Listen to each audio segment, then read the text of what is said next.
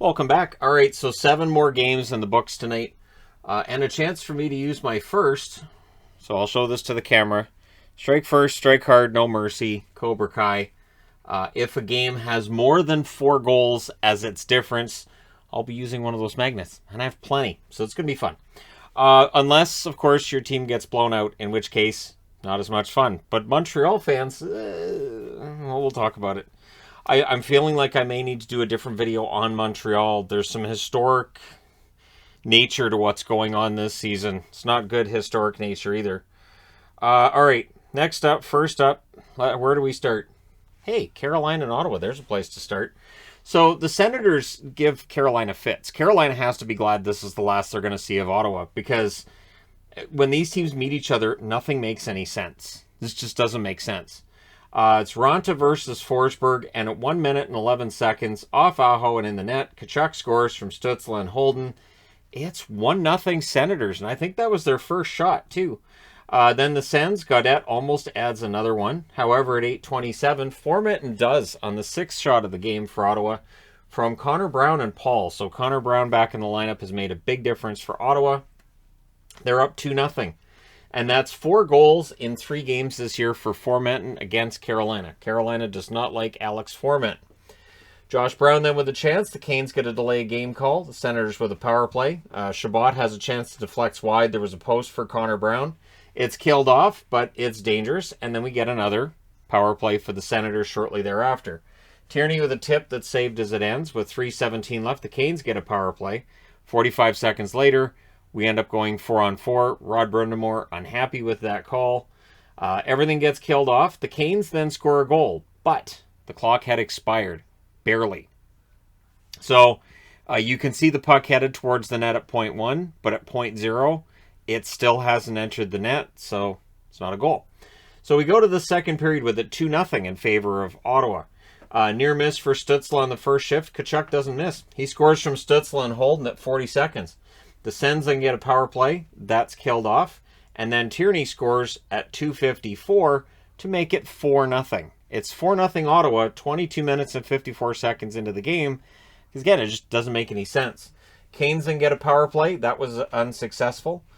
Senators press with 8.5 minutes left. The Canes get another power play. That was killed off. Ottawa, a team with a penalty kill that's been spotty at times over their last 4 years of existence. Tonight it looked great. Natchez was denied. Forsberg holds on to it. We go to the third period with it 4-0 in favor of the Ottawa Senators. 2:07 in, after a pretty good shift, Carolina's rewarded. Svechnikov breaks the goose egg from Slavin. Canes then press for another. The Senators get a power play. That was killed off.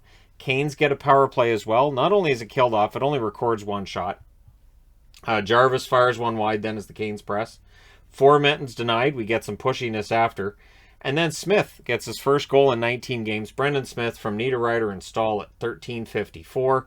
That makes it 4-2. And the Canes then go looking for another. So this is where Ottawa's kind of sitting back and Carolina's really taking over the game. Gambrell with a rush. Slavin defends on that. Then there's a goalie pull by the Canes. 2:19 left. Carolina calls a timeout. Stahl collides with Aho in their own zone. No harm, no foul there. But then Trocheck actually does score at 18:48 from Smith and Slavin. So it's suddenly 4-3. Canes then win the next face-off. They pull the goalie again. They had opportunities, but Ottawa wins. They hold on by the skin of their teeth, 4-3. They go to 16-22-4 with the win. Carolina drops to 31-10-3 with the loss. The shots in this one, 14-12 Carolina in the first, 15-12 Carolina in the second, 16-7 Carolina in the third. Final shots, 45-31 Carolina. Power plays, Carolina 0 for 4, Ottawa 1 for 5. Hits, 36-29 for Carolina. Raanta saves 27 out of 31. Forsberg saves 42 out of 45. And it was a crazy game, but in the end, Ottawa gets the win. Carolina will be, like I said, glad they don't have to play Ottawa again this year. I have no idea how that works. No idea. I don't know how Ottawa has this book on Carolina, but they get 5 points out of a possible 6 against Carolina this year. They don't see what all the hype's about. All right, next up, Pittsburgh and Boston. This was a game that absolutely switched. Just absolute, that the switch is flipped much earlier than in that game. So it's Jari versus Swayman. There's a test. for Jari on the first shift. Early power play for the Bruins, and they score on it at 2 minutes and 1 second. It's Pastrnak from Bergeron and Hall. Marchand's then denied. The Penguins get a power play. Rodriguez with a chance. That's blocked, and that power play is killed off. Shots are 6-3 for the Bruins at the half. Crosby has a chance that's saved. The Penguins start picking it up. There's a near miss at the net then for Oskar Steen, and then Pastrnak on the rush. He gets a goal from Hall and Howla at 15:34. It's 2-0, and then the Bruins with some really heavy pressure late in the period with about a minute and a half left. And in the last minute, the Penguins get some pressure of their own. We go to the second period. Danton Heinen, former Boston Bruin, comes back to haunt you here. He scores from McGinn and Matheson at 4:18, and then 28 seconds later, he scores again. Swayman knocks it in inadvertently into his own net from Marino and McGinn at 4:46. So Heinen with 2 goals in 28 seconds. Penguins are then looking for the lead. Clifton blasts Rust, but the Penguins were controlling at that point. Then we get a too many men on the ice call for the Penguins, so the Bruins get the power play. There's a net feed to Hall that misses. Pasternak's denied. We go back to 5-on-5. The Penguins had a 2-on-1 that gets defended. The Penguins then get a power play, and they score on it. It's Crosby from Rust at 12:53. Howla then almost gets a goal, but Dumoulin makes sure it doesn't go in the net. Smith has a net feed then that's cleared by the Penguins. We get 2 minutes of 4-on-4 with a minute and 11 seconds left. So we go to the third period. There's a power play for the Penguins. It was unsuccessful. The Bruins are kind of on their heels a bit at 6.5 minutes. Rust can't bury one. Bergeron exited. Looked like it was a potential concussion for him, so that wouldn't be great if that was the case. Bruins get a power play. Pretty easy kill, though. No shots. Marchand goes beast mode and fires high.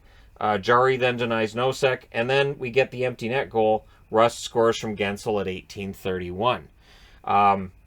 More big saves by Jari, which causes Marchand to sucker punch him, and there's some stick swinging. I mentioned it in a news video earlier. We'll see what player safety does. The Penguins end up finishing the game on the power play. They win the game 4-2. They go to 28-11-8. Boston 26-15-3. And if Marchand's suspended and Bergeron's hurt, well, that'll change their odds. The shots in this one, 17-10 Boston in the first, 18-8 Boston in the second, and 10-7 Boston in the third. Final shots, 45-25 Boston. Power plays, Pittsburgh 1 for 4. Boston 1 for 3. Hits, 30-22 for Pittsburgh. Jari saves 43 out of 45. Swayman saves 21 out of 22 at the other end of the ice. So Pittsburgh wins the game. They kind of win the war as well, because at the end of this, Boston definitely looks a little bit weakened, and they may very well be quite weakened in their next game. We shall see. All right, next up, New Jersey. So this is the merciless game of the night. Is the only one. There was one that I thought might end up with a no mercy, just no mercy sticker, and no. So it's Gillies versus Primo in this one. The Devils had a 2-on-1. McLeod fires wide. There's a press by the Devils at 4 minutes, and eventually it goes in, and it's McLeod that gets that goal from Graves and White at 4:36, and then the Devils try to add another. Keep in mind, the Devils played last night. Doesn't matter. Devils pressed at 6.5 minutes. Total control thus far in the game. The Habs had a 3-on-1. Caulfield misses high. Shots are 11-2 for the Devils with 6 minutes left. Mercer would score from Boquist and Smith at 15:30. The interesting thing is, 11-2 are the shots, and yet, according to the app, the New Jersey Devils had 11 shots in the period, so I guess they took one of the shots away. It happens. No easy pucks for the Habs. Anytime they were on the puck, they immediately had somebody on them. Last shift, there was a press by the Devils, and so they come out of the first period with the score 2-0. Second period, Paling tips one just over the net. There's a post for Lehkonen. The Habs press. Eventually, they do get on the board. At 5:54, it's Kulak from Armia and Paling. So that gets the Habs to within 1. It does not last. Bratt nearly answers. There's a scrum after that. Power play then for the Habs. That's killed off. And then Nico Hischier scores from Mercer and Sharangovich at 9:15. The Habs get another power play. It was unsuccessful, and the Habs get their third power play of the second period. It is also unsuccessful. Caulfield with a miss. There's a shorthanded rush by the Devils that finally ends it. Then there's a press by the Devils, and Boquist scores during that from McLeod and Janssen at 18:53. And then before the period's out, McLeod's like, why not? So he scores from Graves and Smith at 1940. It is 5-1 in favor of the New Jersey Devils after 2. This game's done, but you don't have a mercy rule, so we go to the third. Early puck control for the Habs. The Habs press. They're being kept to the outside at this stage. Devils, though, get a power play, and they score. It's Zacha on the power play from Severson and Brad at 30-19. Dauphin can't bury one at the other end on a play after that, and then Tatar opens the lead even further from Zacha at 9:57. Devils go back to the power play in the second half of the period. It was unsuccessful. However, they win this game 7-1. So they go to 16, 26, and 5. Montreal has won 8 out of 45 games. They're 8-30-7. It's not great. Shots 11-5 New Jersey in the first, 16-14 Montreal in the second, 10-9 Montreal in the third. Final shots 34-31 for New Jersey. Power plays, the Devils 1 for 2. Montreal 0 for 3. Hits 21-11 for Montreal. Gillies saves 30 out of 31. Primo saves 27 out of 34. So Gillies gets a win tonight. They give him lots of goal support, and might have been one of the easier wins he's going to get, even though he did save 30 shots, just because they're up 7-1. So if you allow one, it's probably not a big deal. But for Montreal, every time you feel like, well, they can't get any lower,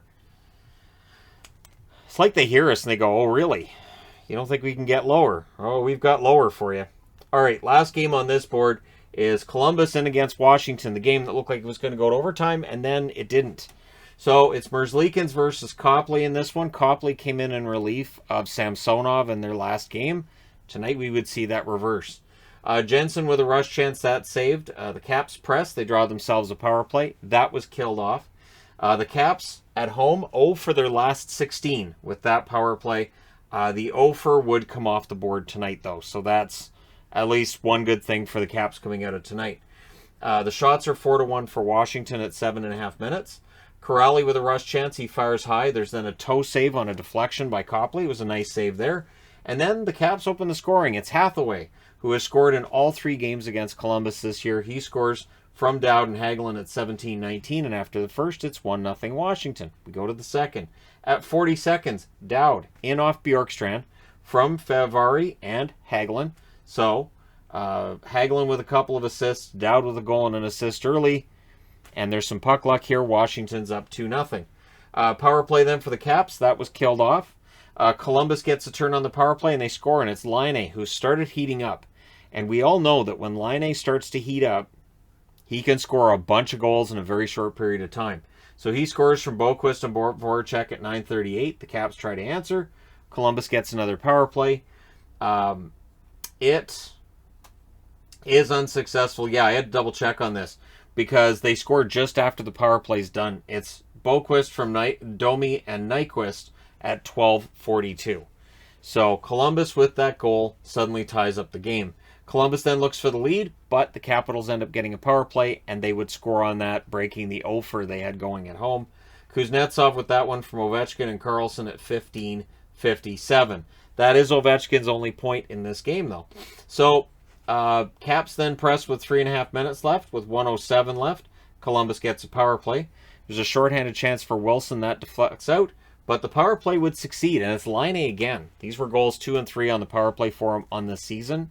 So if he can start scoring more on the power play, that helps Columbus and helps him get some money, too, when his contract's up. So he scores from Bjorkstrand at 19:58, and it was a beautiful blast on a face-off win, just a bang-bang play, because they only had a few seconds left. That was nice. So we go to the third period with the score tied at 3. Columbus has a 3-on-2 that's defended, but then Fix Wolanski, in his first NHL game, he gets his first NHL goal from Roslovic and Domi at 2:40. That one went through Copley, so his night was over, and Samsonov goes in. The Caps press for an answer. They end up getting a power play out of it. Ovechkin ends up hitting the post as the power play comes to an end. Backstrom has a blast that saved. Columbus would ice the puck, but they get through that pressure okay. So the goalie gets pulled with 2 minutes and 40 seconds left, and then Wilson, on a pass from Gavrikov, scores at 17:34. So you could have handed out a couple of assists. I don't know if they went back and did, but on the play you could see Gavrikov had the puck and just was trying to desperately fling it out, puts it right on Wilson's stick, and Wilson scores.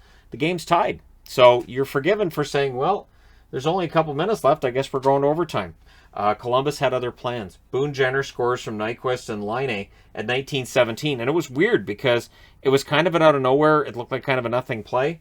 So Laine gets an assist to go with his 2 goals. Again, when he gets hot, he can be pretty darn good at getting on the board. So Columbus wins this one 5-4 on the road. That's 4 straight losses for Washington at home. They're 25-14-9. Columbus 21-22-1 with the win. Your shots in this one: 11-4 Washington in the first, 14-11 Columbus in the second, 11-8 Washington in the third. Final shots 33-26 for the Caps. Power plays: Columbus 2 for 3, Washington 1 for 4. Hits 27-17 for Columbus.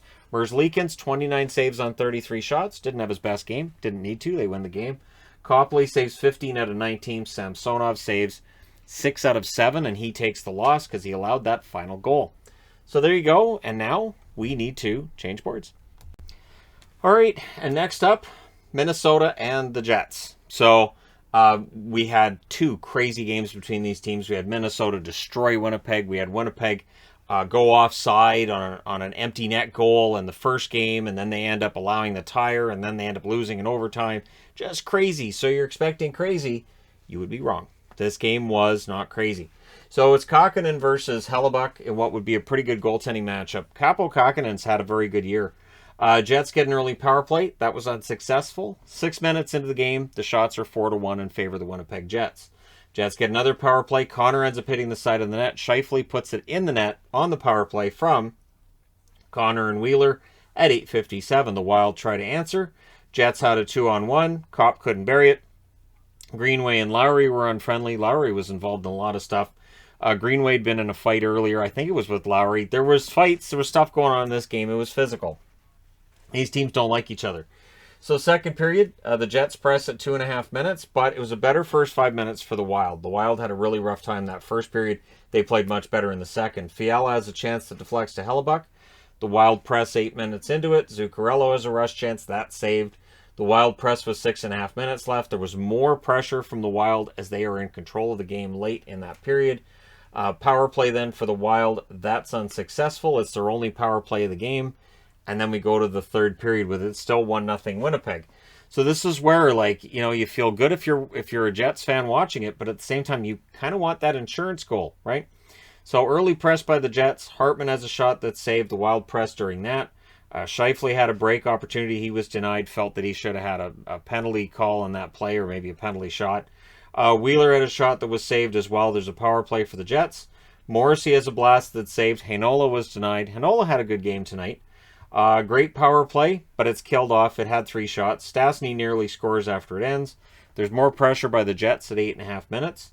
There was 1 shot for Minnesota in the first half of the period. Really good defense by the Jets, and then the Wild start pouring it on. Now, we get Foligno versus Lowry. Both number 17s go at it, and then after the fight, there was a knee from Foligno to the face, to the head of Lowry. They assessed a 2-minute penalty for that. On top of the 5 minutes for fighting, they had 2 minutes for unsportsmanlike conduct. We will see if Department of Player Safety has both Marchand and Foligno brought in for a discussion on their activities from tonight's games. So Connor then has a shot that's saved. Heinola was denied. There's a shorthanded rush that finishes the kill for Minnesota.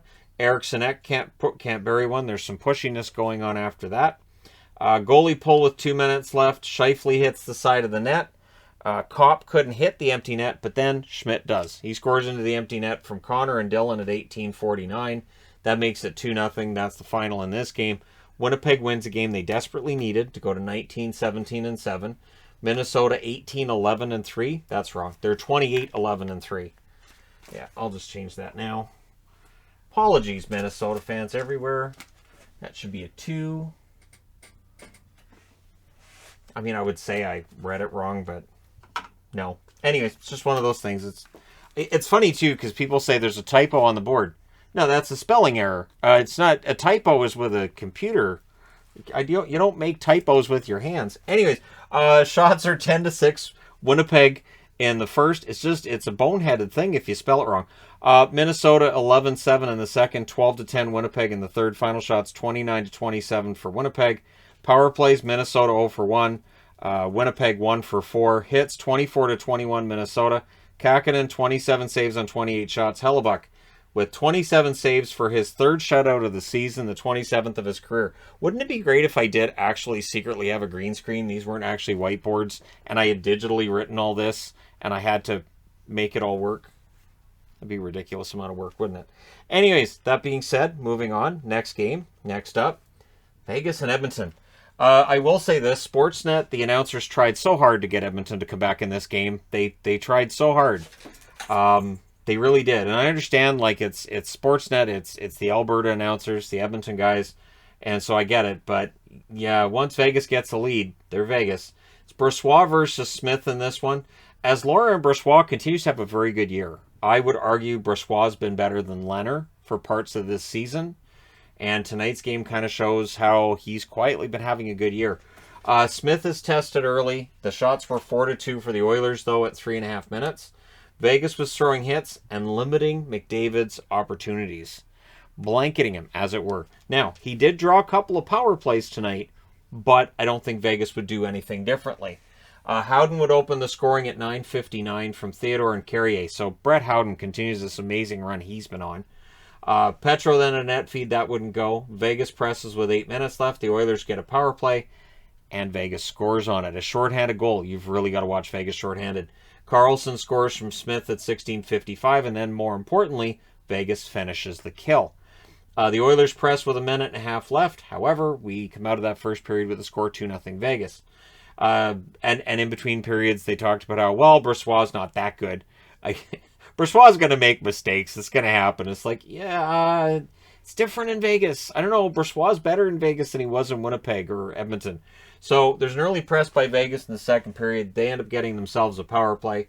Theodore has a shot that's saved, held. That power play's killed off. Nurse with a rush chance. He fires high, and then the puck goes the other way. And how many times do you see this? Puck's missed at one end. It goes in at the other.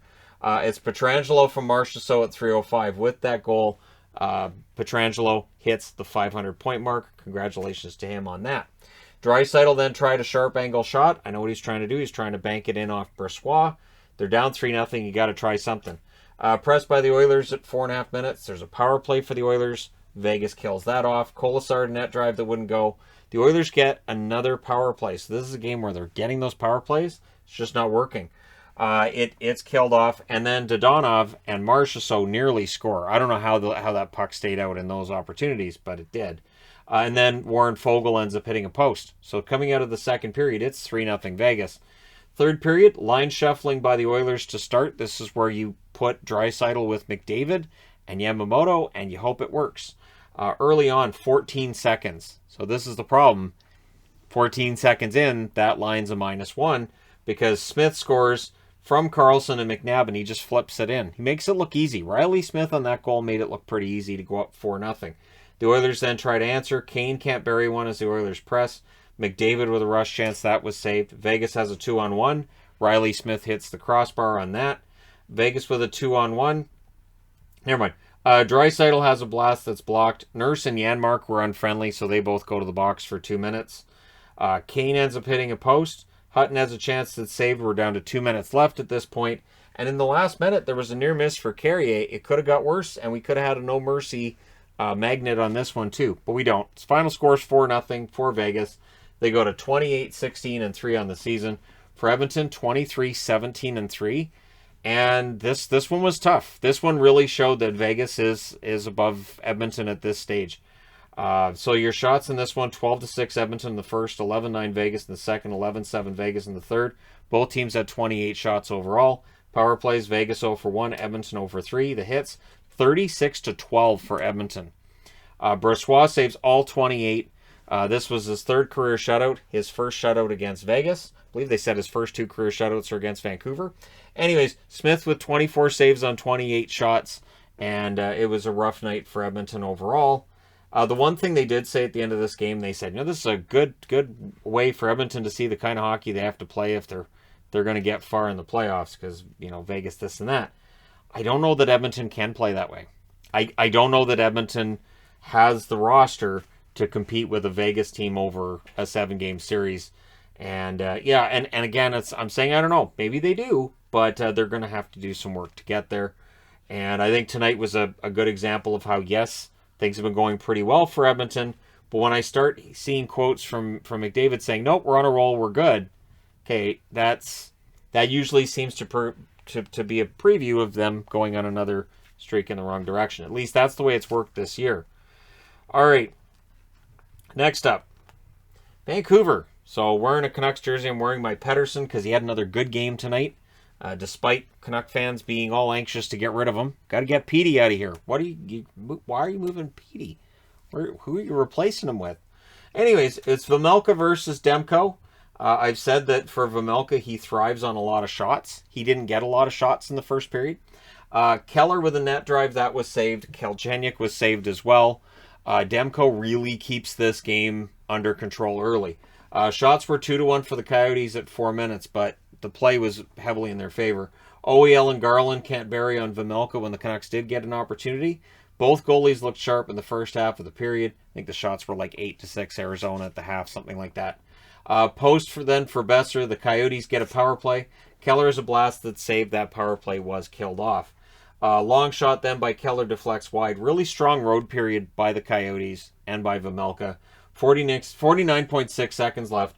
The Coyotes go back to the power play. So coming out of the first period, it's scoreless. Arizona still has a power play to finish up. The Canucks penalty kill, while it's been better lately, the overall number is still not great, so it leaves you a little bit nervous if you're a Canuck fan. And so in the second period, the Canucks finish off the kill, and everything's fine. Garland then gets off the Schneid with a goal. He scores from Juleson and OEL at 3:48. That's Noah Juleson's first point with the Vancouver Canucks. Canucks then get a power play, and they score on it. And it's Horvat from OEL and Miller at 4:44. So with Quinn Hughes on the protocol list, OEL getting an opportunity to play on the power play, it worked pretty well. This was the offense I think the team wanted from him right out of the gate. Canucks then press for another, and they would get it. And it's Pettersson that scores from Podkolzin and Myers at 6:10. This is where the Coyotes call a timeout, and it's the right call. Got to call a timeout and settle things down. Canucks then try for another. Demko would rob Nash a couple of times, and he was kind of Hasek style. He's down on the ice, flailing around. Canucks press with 7.5 minutes left, but they were allowing some opportunities for Arizona, and I think they were kind of taking for granted it's a three-goal lead, and Demko will save everything. He doesn't. Krause breaks the shutout from Boyd and Stroman at 13:31. For Boyd, I think they said that's 17 points in his last 26 games or 23 games, something like that for Arizona. Really good run for Boyd. And it was scored by Krause on a rebound, too. So the Coyotes get a power play. That's killed off. Keller then was robbed on a rush opportunity. Momentum was with the Coyotes. And again, it's a 2-goal lead. It's definitely not out of reach. Last minute, there's a press by the Canucks. But we come out of that second period with the score 3-1 Vancouver. Third period, Pearson with a break. He also has a nice deke move at the end. He's robbed by Vejmelka. Lyubushkin then had a blast that was saved and held. He still has 1 goal in his career. Chychrun and Podkolzin, then they get a little huggy and they go down on the ice having a little wrestle. And so we get 4-on-4 there. Coyotes press at 5.5 minutes. But Miller with a coast-to-coast goal. Absolutely beautiful. They talked about it might be, goal of the year for the Canucks. 6 minutes and 20 seconds, Miller scores that from OEL and Juleson. So Oliver Ekman-Larsson with 3 assists tonight, Juleson with 2. Nice to see. So the Canucks then press for another. The Coyotes would get a power play. That was killed off, but it was a good one. It had 3 shots, so Demko looked pretty good there. Pearson then tried for a wraparound. That was stopped. The Canucks then get another power play, and they score on it. It's Brock Besser scoring on the power play from Pettersson and Horvat at 12:50. So there's Horvat with a goal and an assist. Pettersson with a goal and an assist. Besser with a goal there too. This is ticking off a lot of the boxes for the Canucks on guys they'd like to see get going. We then had a fight between Krause and Burrows.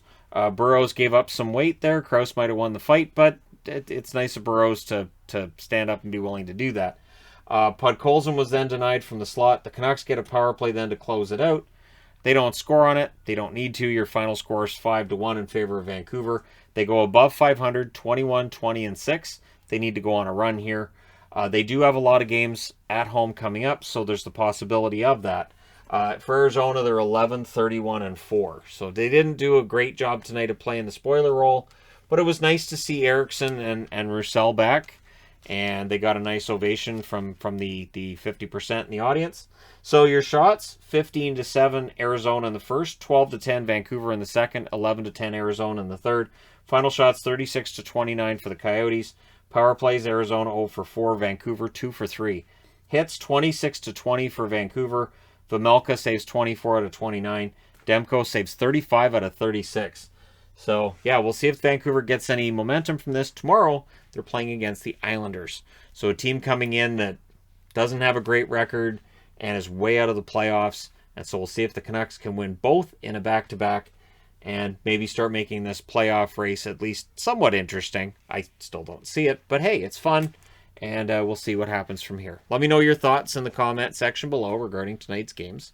Don't forget to hit like and subscribe if you're browsing your way through. You just happened upon this video. Thank you guys so much for watching. For all your support, I will talk to you again soon.